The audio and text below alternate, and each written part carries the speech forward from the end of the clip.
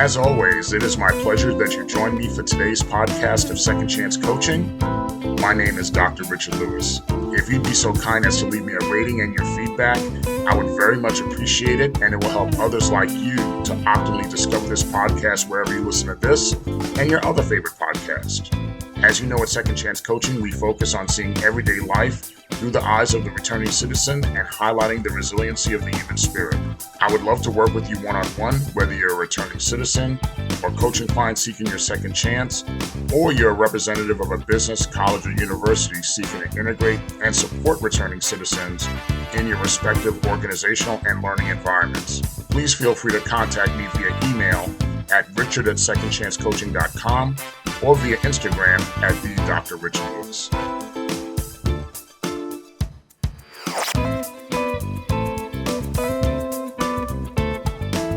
Greetings, everyone.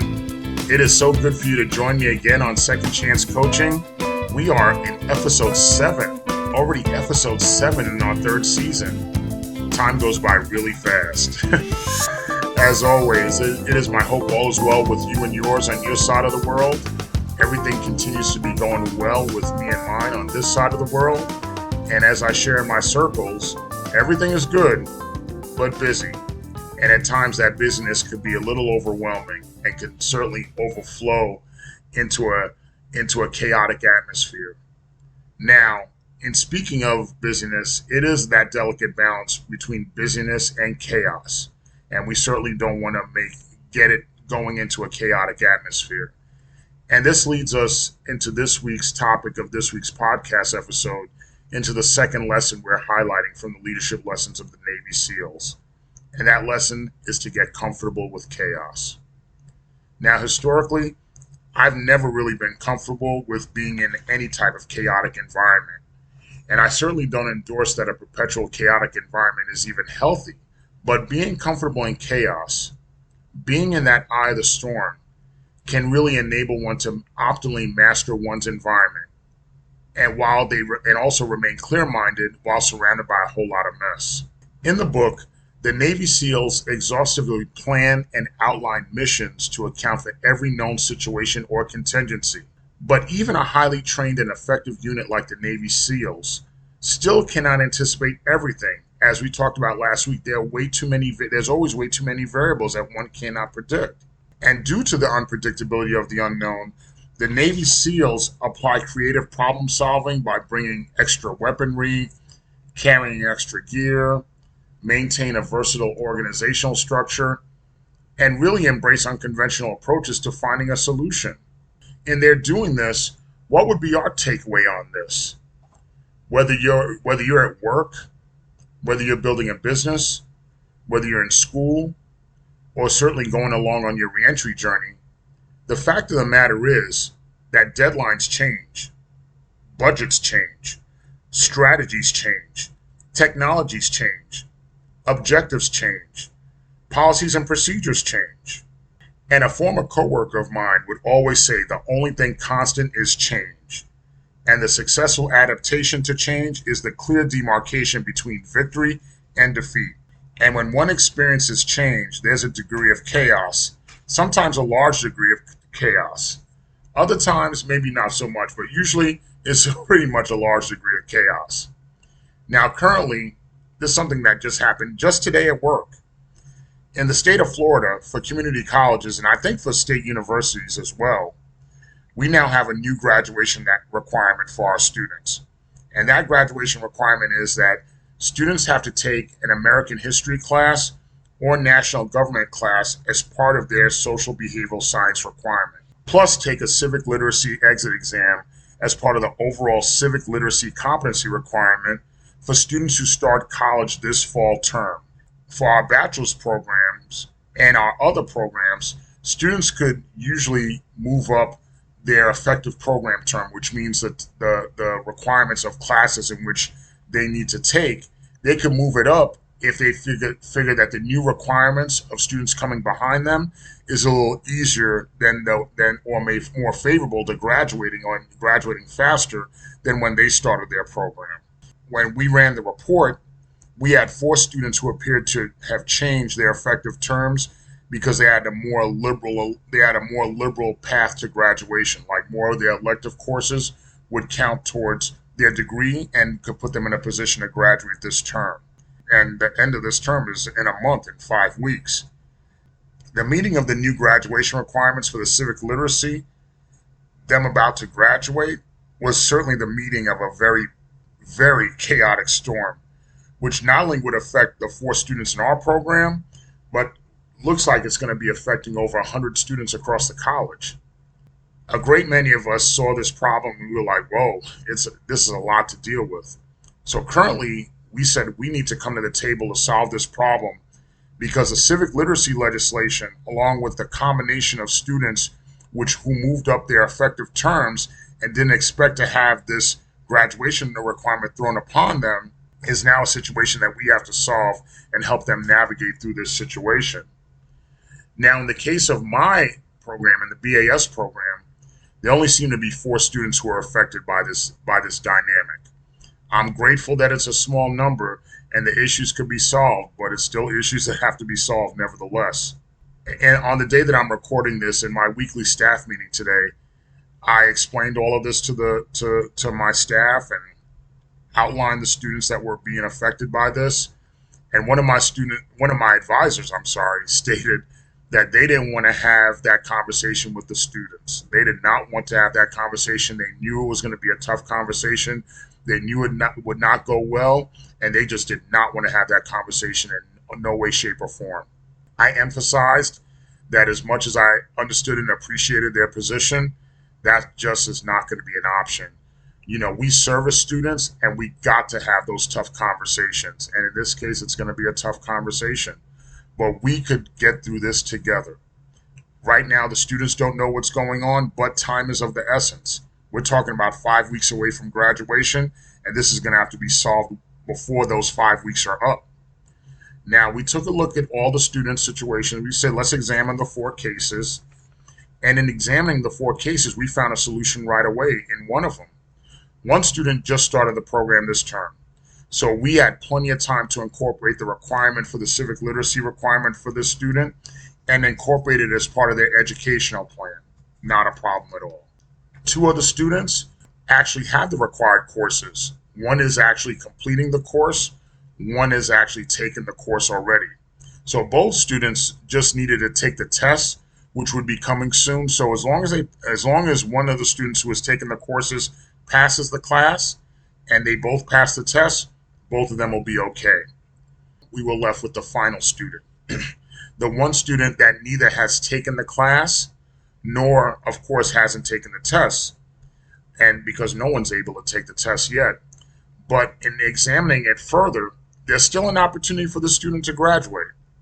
First of all, we'll need to have that student take the exam. Like I said, that's a universal requirement that they would have to do, just like their other classmates would have to do. So they have to take that test and pass it. Now, the biggest challenge with being 5 weeks out is how do we get them to take a class that there's no more room to take a class this term. I checked with the testing center, and the American history or government class is a class in which a student could take a test to test out of the class and receive credit for the class by passing a comprehensive exam for the course. So it's a pretty big hoops to jump through, but it's not impossible. And if the student could pass that test out class for government or history and pass the competency exam, it'll enable the student to graduate this term, even though those hoops are going to be there for them to jump through. Now, with this student, these 4 students, as well as the other students in our program, and I'm quite sure it's going to happen college-wide, there'll be a time pretty soon that we'll have to hold a student forum to present these issues and also present these solutions to the students in the midst of all this chaos. Now, my students, the students that are affected by the program I manage, I'm quite sure the students at large will not be happy. But like I said, my team and a lot of other team of professionals, you know, we're going to be solution driven and solution minded, and we're going to be successful humbly to survive and enable to navigate through the chaos, because we're going to be successful to meeting these new demands and meeting these new needs. And anybody who is able to navigate and thrive through these new demands and new needs will survive because they're comfortable, and we are all comfortable in handling chaos. And you, in your reentry journey and the life challenges that you're probably facing this very minute, the chaos that's in front of you right now, you're going to be able to handle that chaos as well. And you're probably saying to yourself, just like I said to myself today, handling this chaos is really something we got to do one step at a time. I don't know how we're going to get it done, but we'll get it done one way or another. But I thought to myself, I was interested to know, is there like some universal ways, or is there a way in which one handles chaos? What methods that one could utilize to do that? And of course, I Googled it and I found an article on a website called inpowercoaching.com. That's inpowercoaching.com. And I found an article by Miss Lex Schrader. And she outlined 5 methods that one could use to handle chaos. 1, learn how to surf. I'm not a surfer by nature, but when one is on a surfboard and they're on the water and they're gliding with the waves, you never see a surfer fight against the waves. They use the power of the water to glide and get through and get from one point to the next. Being that through the turbulence and through the force of the water, they're flexible, they're open to change, they're going with the flow. And that's something that we should do when we're trying to handle chaos. Secondly, you want to use your voice by offering what you can and asking for what you need. And asking what you need from a solutions-driven standpoint. And that's what it is that we do all the time. We use our voice to look at where the solutions are and offer what it is that we have. The third thing would be to find your community. Utilize the other professionals around you and have a collective think tank to say, let's think about these solutions together, because together we can come up with optimal solutions to not only service the students, but to serve each other. Number 4, run some experiments. Have the courage to try something new. Be unorthodox. As a higher education professional, my priority is always to service the students first. Not by violating policy and procedure of the institution, but I'm certainly going to work all the way up to policy and procedure in the interest of serving the student. Even if that experiment or that method may be a little unorthodox or something different that we've never handled before. And the 5th thing, and I love this method, the method is to play. If you feel like things are going on and things are really getting tough, take a couple minutes, walk around, get some fresh air, play solitaire at your computer.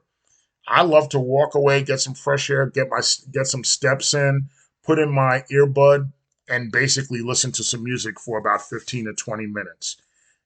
Doing that gives yourself a chance to refresh your mind, reset your mind, and continue to have fresh ideas of what's going on. You're able to master all these things in a chaotic moment and utilize these methods, and I'm quite sure there's other methods one could use as well. But certainly you don't want chaos to be a constant, but it is there. These methods are there to be able to adapt and to handle change, and handle that change at the workplace, at home, in the reentry journey, and whatever challenge that's in front of you. Because when you're able to utilize these methods, when you're conquering it, you're utilizing the same methods that these elite Navy SEALs have used, and they've been very successful. And that power that's in them to be successful by utilizing these methods, that power is in you too. Never doubt that power is in you. It's there. And guess what? It's always been in you. As I've discovered, whether through my reentry journey, through work challenges, that power has been in me. And I know for a fact, whatever you're facing right now, whatever chaos is in front of you, whatever is surrounding you, that power is in you as well. It's always been in you. So I encourage you, be comfortable in your power. Have those tough conversations. Don't run away from the chaos and confront it. And the chaos at the end of the day will just be background noise. Believe me, you got this. You got this. You're going to handle it. And you'll be able to be comfortable in the chaos as well. I look forward to catching up with you next time. Take care and be well.